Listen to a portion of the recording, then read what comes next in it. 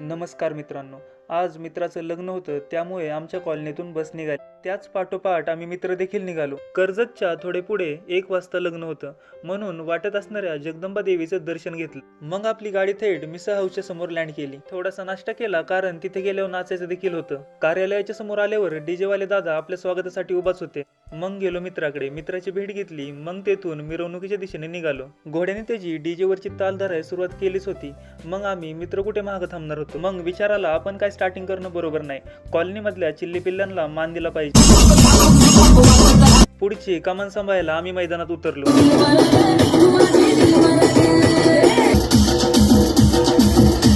आज India's got टॅलेंटसाठी डीजेवाल्या दादांनी बऱ्याच जणांचं सिलेक्शन केले. असो, लग्न म्हणजे एक पवित्र क्षण, जेथे वरवधूची आयुष्यभराची जोडी गुंतली जाते. लग्न झाल्यावर मित्रांसोबत थोड्याशा गप्पा गोष्टी केल्या. आता मी थोडीशी पेटपूजा करतो. पुन्हा भेटूयात अशाच एका मिनी ब्लॉग मध्ये.